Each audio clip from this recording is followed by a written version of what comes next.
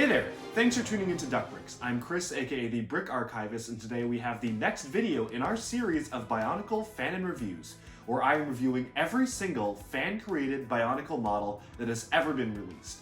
So a lot of people have requested this one, and finally it is here. This is Eliminator, one of the original Dark Hunters from the Dark Hunter book, officially released by LEGO as part of a competition to see who could build the best Dark Hunter. So a quick rundown of this guy's backstory. So Eliminator was hired alongside Nadiki and Kreka to cover the area of Metru Nui, as famously seen in Bionicle 2 Legends of Metru Nui. But while Nadiki and Kreka took center stage at that point, Eliminator was kind of in the background, and in fact, he was responsible for killing 8 of the Toa Mangai, essentially whittling down the city's protection force to just Toa Lee Khan, which prompted the events of the Toa Metru being created, and you know the rest. So he was a very formidable warrior, able to kill at least 8 Toa within a short span of time, plus Kodan, and eventually he was later assigned to be the security retainer for Dark Hunters. So his job afterwards was essentially to frighten Dark Hunters to staying within their ranks. So if, say, Dark Hunter decided to have treacherous thoughts or wanted to leave the organization to pursue their own ideals, then Eliminator would be hired to track them down and either bring them back or just kill them. So this guy was not a being to be messed with. He was really just working directly for the Shadowed One. His loyalty is purely to the Dark Hunters, and he's willing to do whatever it takes to achieve the Shadowed One's goals. So, a very interesting character, and I think that kind of backstory makes total sense for a design like this. But as we move into the review, the main point of these is to cover the models with 4 main categories. That is, number 1, posability. So how well does this pose? Can we get him into dynamic poses? And sometimes this also entails kind of how it's built in order to be able to get him into certain poses. We have building techniques, so are parts used inventively, creatively, and do they support the weight? So can he actually stand up straight? Are his arms fine? And whatnot. Stuff like that is building techniques. Number 3 is aesthetics, so kind of just how cool this looks overall. Does this look good on a shelf, say next to other Bionicle models?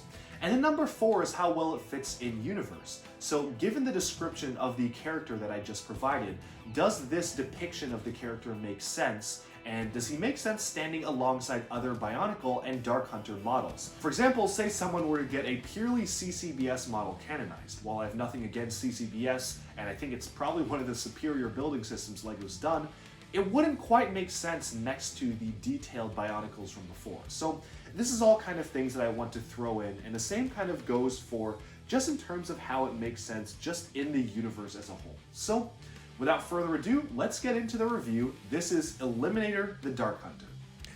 And right before we dive in, I do want to have a short interlude here. I just realized this while editing, so it's totally my fault. I was supposed to use the purple G1 Bionicle hand pieces here for the upper arms. I accidentally used black. I don't recall if this was just because I couldn't find the purple pieces on hand while building it at the time, but that's what it is. I hope it doesn't detract too much from the review, but just imagine these as purple, and as far as I can tell, literally everything else is identical to how it should be, so hopefully it shouldn't be as big of a deal. Alright, so here you can see Eliminator in all its glory. Let's start off first with the posability. Beginning with the feet here, you can see that his legs have the standard amount of articulation. You can really bend this part of the leg all the way around, and the same goes for the foot. And he also does have 3 extra points of articulation with his toes or clawed feet. However you want to see it, you can move these toes all the way around on ball joints, and the same goes for the one back here. So you do get a pretty full range of articulation for the feet, and even more than pretty much any other figure got within the Bionicle set line.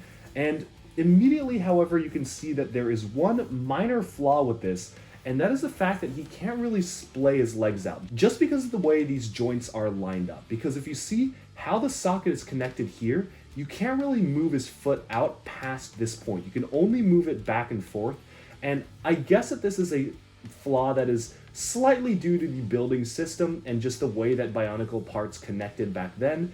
That being said, there were a few ways that I think they could have easily fixed this. Just flip this piece around, make it connect here, and just make this piece connect at a different angle so it would serve more like this is a knee and less of a full moving part. Because frankly, you don't really need the lower half of the leg to be able to just rotate all the way around, but it is something that would have been nice for the upper leg, so that is a little disappointing to me, just not being able to do that Although that being said, it's not difficult to get him into poses because there is enough flex that's kind of left around here that you're allowed to be able to spread his legs out a little bit just based on the amount of flex the part allows. So you can still get him into good poses, and there are no stability issues just based on how big the feet are. And maybe they're even disproportionately too big, but there's absolutely no stability issues to be had here. This thing can stand up on its own immediately the moment that you put him down on the ground, so that is something that is a big plus to posability. Just getting him to stand up, which is a problem that some fan-created models can tend to have. And then moving upwards to the arms. Now, these arms are constructed really strangely, and there's a few reasons for this. And I don't know if this is just because the person who created the instructions didn't replicate the model exactly, or maybe this was how the model was actually supposed to be built. But if you'll notice, there's really no friction whatsoever when you move the arms up. Like, these sockets are not mounted with friction at all. So that's really awkward for posing, and the only way to pose him with his arms up is to kind of push the socket down and then move his arm up like this, but you can still see it's really just flopping around, and that's kind of a strange thing to me. At least you can have, I guess, gravity weigh it down to the point where this is the fixed point, then you can move the arms really however you want, just based on that one ball socket right there, but that one socket can just kind of flop around itself. So it's kind of a strange decision to me. Again, I don't know if this is just because of the way the instructions set it up or because the actual model had this issue. I'm by no means a mockist, but just by looking at it cursorily, I can't really think of a better way to do it. Maybe there's some sort of compromise that you could come up with, but honestly, I don't really know how else they would have mounted this given the pieces and the way that other stuff is set up around the torso. So maybe they were just working with the best they could have. The other thing that's kind of interesting about the arms is that, I mean, you can see it immediately right here that these are not traditional arm builds. And part of this may have just been because of the fact that there were so limited pieces back when this is built around 2003, 2004, and a little bit of 2005 thrown in, but mostly 03, 04 pieces here. And even pre-Bionicle, like, there's a lot of Throwbots pieces in here as well, as you can obviously see here, here, and here. So kind of an interesting mashup. And again, going back to these arms, there's kind of just these two hand pieces that are joined together by one axle, and you've got kind of this upper arm piece, this lower arm piece, and then this mid connector, and then you have a massive hand. So in some mocks, this would be seen as potentially a weakness. In my opinion though, for this one, it just kind of adds to the overall aesthetic and makes this guy feel a little bit otherworldly and not quite like it fits in perfectly with the just standard arms and legs of other characters. I think what really adds to this are the fact that the Technic beams here, or the Technic pins, you can see on the side of his arm, there are Technic pins that have been slotted into the arms and Technic axles here that kind of give it a spiky look and feel, like there are spikes coming off of him. And honestly, that's a really inventive parts usage, just literally these standard axles and beams and pins, just used to evoke this kind of alien nature. And that's what's really interesting to me, is just the use of these parts here to kind of give it its own aesthetic. So that is something I do actually really appreciate.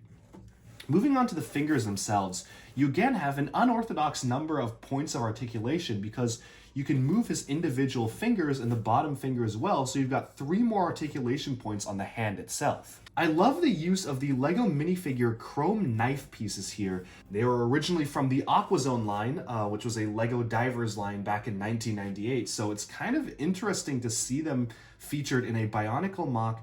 I don't actually know of any other mocks that have been canonized or otherwise that really just feature minifigure utensils used as fingers here. And I think that's a pretty cool use of it because it looks like his fingers end in these sharp claws here that you can't really get the same effect with just standard Bionicle pieces. And the fact that they're chromed and shiny too just make him look that much more deadly. So I do actually really like this. But then going on to something that maybe could have been a little bit improved in terms of articulation.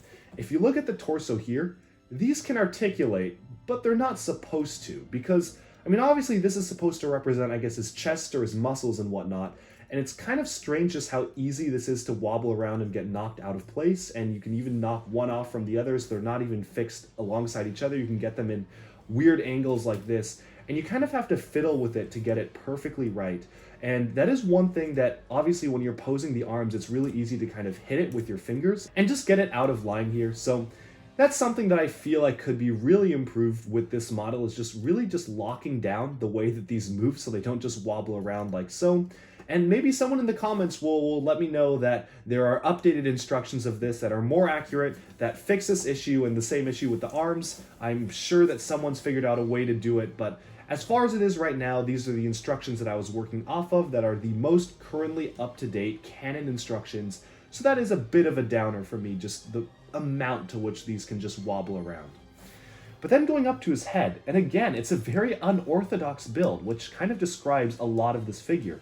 It uses a Vaki torso as the base of the head and has the upward connector piece almost features like a horn or a crown on the top of his head, and he just wears a krana here, which, again, I mean, it's not supposed to be a krana in story. It would make no sense if he was wearing one. The official description says his face is just shaped like one. But I actually love this particular one and the way it's used, because if you look at the Pakaris on the chest, it almost feels like they're similar to each other. They're evoking the same style. There's these three lines that kind of go down on the Krana's face, which kind of evoke a similar feel as the purple Pakaris here on his chest. And I feel like this is a really cool way to kind of make the visual cohesion of the model represent all the way throughout. So obviously he's got some purple scattered throughout here, but I think that this is just a really cool way of doing it. And I think that these parts fit so well together that it kind of just makes total sense. I don't see that as a Krana. I see that as just part of his face and just another aspect of his alien identity, I guess. And then going on to the back, he again has some very interesting connections back here. These were used in the official art to hold 4 Kanoka discs. I'm not even going to try to at least display the model with the discs on, just because of the fact that, I mean, there's no friction here. These are Throwbot arms and they're meant to launch the discs. So he has a play feature of being able to launch the Kanoka discs like any other Throwbot arm. But then if you want to keep them in a static model, they're just not going to stay in unless you get them in a perfect angle. So I just left them off for the review, but you really get a surprising amount of articulation here, because if you want, you can move the arms separately throughout the Mata hand piece here. And you can move the bottom Mata hand piece as well. And of course you can move the Borak limb piece that they're connected to all the way around as well on the back. So you really get a pretty complete range of articulation here with these. And you can even have it so maybe you can see them as shooters. So if you angle them maybe towards the front, that gives you an entirely different look. It's almost like he has back-mounted cannons kind of shooting upwards towards the front. You can have them maybe look like wings if you wanted it to. I mean, you can do a lot of really interesting things like these. And they also keep kind of the spindly and skeletal look of the entire figure as a whole. Because of the way the Throwbot arm accessory pieces are laid out, you get this really squiggly look and aesthetic and really thin look here, which translates really well to how the arms look, which also are kind of long and skinny and have spikes sticking out of it and whatnot. So the use of these pieces is actually a really good idea in my mind, and I think that this actually worked really well for the character. The one thing that things start to get a little bit wonky for me though is I could have done without the addition of this Vaki staff in the back. I don't know why it's there. It doesn't really add anything to me, and the fact that it's just pearl gray and doesn't really fit with the black and purple color scheme, that kind of detracts things a little bit to me. I don't really know what the purpose of this piece was here, and it could have easily just gone without including this piece, and I think it would have looked maybe even better. The other thing is that the use of the Mata head here in light gray is kind of strange, especially because this was built at a time when obviously the headpiece existed in black, it existed in dark gray, so if you want to match the dark gray of the side body here, you could do that. And it exists in a ton of different colors, and to pick just the standard light gray is kind of strange to me. I mean, it's very clear that the builder of this piece had a ton of Bionicle sets, and I wouldn't be surprised if he owned another head in a different color. I mean, he has a black head which was used here, and sure, he could have gotten that from Taraga Duma, but he also could have gotten that from Taraga Wenua, which had 3. So I feel like there was a better color choice for this piece in particular. As it is right now, it disrupts the color scheme a little bit to me. This piece and the piece on the back especially. Just the silver and light gray really stand out from the black and purple, and not really in a good way to me. It's not really like a highlight color like some other strange colors, like for example the chrome on the knives. That's a highlight color to me because that's really kind of emphasizing how sharp his claws are and how dangerous he is. This being in light gray just doesn't quite fit for me, and unfortunately that one will probably knock off some points on the aesthetics, but not really that many because the rest of it is done really well. But I guess that about sums up what I can show you in depth, close up in the model. Let's now zoom out and take a look at the overview of this model, as well as talk about point 4, how well does it stack up against other Bionicle creations and sets. Alright, so here we have Eliminator. Let's wrap up by talking about the final point, which is how well does it make sense in universe. So in my opinion, there are a few things that make this model stand out and look a little bit unique and alien, especially compared to the standard Bionicle set, but I do feel like a lot of that was intentional. For example, the arm design and the amount of spikes that are sticking out of it and whatnot, that feels very different to what a normal Bionicle set would look like, but it's not necessarily a bad thing for this model in particular. So to me personally, that's not that big of an issue to me, the fact that this is kind of alien compared to a lot of the other Bionicle sets, especially when you consider his backstory and reputation in universe as being this monstrous killer who stalks Toa and is spoken of in legend and lurks in the shadows. You can really see how the alien aesthetic really translates well to this model, especially given the legends surrounding him. So in terms of how well it fits in universe, yes, it does look pretty alien and doesn't really fit in with other characters, but I think that's kind of the point. And while I will maybe take off a point or two because it looks really alien and maybe there's just some parts choices that are a little too out there for me, just the proportions in general, like the really beefy legs at the bottom, skinny upper legs, just how strange the arms are built, and this kind of weird connection here. All sorts of really strange things that kind of distance it from the Bionicle universe while still making it feel like it is a part of it. So starting off with that point, I'm going to give it an 8 out of 10 in terms of fitting in the universe. Because it doesn't fit well in the universe, but it's not supposed to. So I feel like that kind of both gives it points and takes away some points, because if this was a more traditional build, then maybe it wouldn't have quite as much appeal as it does today, which has very unique proportions and kind of crazy looking build and whatnot. So I think it deserves some points in that regard.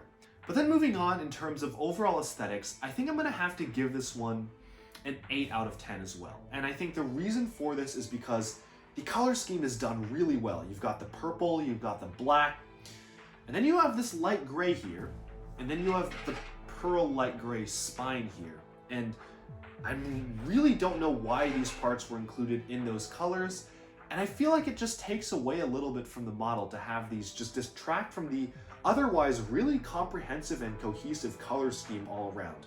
And the fact that these parts here, like the Technic pins and whatnot, are in light gray don't really help the case either. I know they exist in black, but those parts in black are really expensive, so I can definitely see why the builder did not choose to do these in black. But still, they do detract a little bit from the color scheme, so there is that, and I feel like that does take away a bit in terms of aesthetics. And also the fact that the arms are just so strange looking and spindly, I feel like that also detracts a little bit just in terms of when you look at this, it's almost like you don't really know exactly how the arms are supposed to be posed. It just feels like, I don't know if this was intended to be just one large upper arm and then this is one lower arm and hand, and maybe you're just supposed to move this as a whole, or why I can kind of bend this into weird angles that really just don't make much sense with the model in general. So there is that, and also the fact that I think that the lower legs are just really, really chunky compared to the upper legs. That's a little bit strange to me, and I feel like the upper legs could have used a little bit more bulking up, and I think that that would have gone a long way in terms of making this model seem a little bit more threatening, even more than it is right now, because imagine the bulk of this lower leg translated to this upper leg and kind of doubling the height of this almost. So I really feel like you could have done a lot more in that regard rather than just using the standard Vaki limb piece here. I feel like that's a bit of a missed opportunity. So that's aesthetics, and then moving on to building techniques. I think I'm gonna have to give this one a 6 out of 10 in terms of building techniques. And my main gripe with it is that, quite frankly, everything here is almost ridiculously simple to the point where I feel like it could have been a bit more complex. The only complex thing that's really going on here are the lower legs, which I admit it's a unique build, it's a really cool way of building it. maybe some of the torso, but then again, this is really wobbly, as I mentioned, so that takes out a little bit. The arms are obviously very simple. I get that that's the point, but then the way these arms are connected, as I mentioned, they just flop down, and there's not enough friction here too, so if you really want it in an upward angle, even while taking gravity to your advantage and not actually raising up the socket, it's really hard to get this in an angle where it actually sits up because the arm just wants to flop down on the ball socket there. And that really isn't helped by the fact that this ball socket just flops down itself. So that's kind of a con here. And actually there's a few illegal techniques, which usually I don't really care too much about in a mock, but if you really look at these, the parts are actually being kind of stressed on the way these legs are built here. They're kind of being pulled out of the axle here, so that's going to do some long-term damage to the parts. The way that the back is constructed and the way that these are held on, they're not actually fully held on with Technic axles. There's just because they included this silver staff piece here that wedges some of the pieces apart. So there are just a few oddities in the build here that I feel like really detracts it a little bit on the building techniques kind of end of things. But then moving on to posability, I'm going to give this one an 8 out of 10. And the reason for that is just because the sheer amount of different poses you can put this in without having it actually look like it's going to fall over. As I said before, especially for a fan-built mock, it's really stable. And look at this, I'm just turning the legs all sorts of ways, leaning him back. I mean, obviously leaning him too far back will knock him over, but you can lean him back to an extent, lean him forwards, and he's still not going to fall over just because of how well the feet are designed and how big the feet are and how well they actually act as bases for the figure. The one thing that actually does take away some points in this regard is, as I mentioned, you can't really splay out the legs too much, so that restricts posability in some degree. And I do feel like while this is an inventive way of posing the arms and it does give you more articulation points, it's very easy to get it into kind of strange poses like this that don't really make too much sense just because of the sheer amount of ball joints present. And I feel like in this regard, actually having this amount of ball joints kind of detracted a little bit from the posability because you can't really get it into a solid pose without really just bending the arm here and getting it into kind of some strange angles, which don't really feel that organic to me. So I do think that that detracts a little bit from the posability aspect. But otherwise, I think it's so cool how you can angle his arms in all sorts of different ways, especially on the back here. These look really threatening, like either spikes or wings or guns, however you want to see them mounted on his back.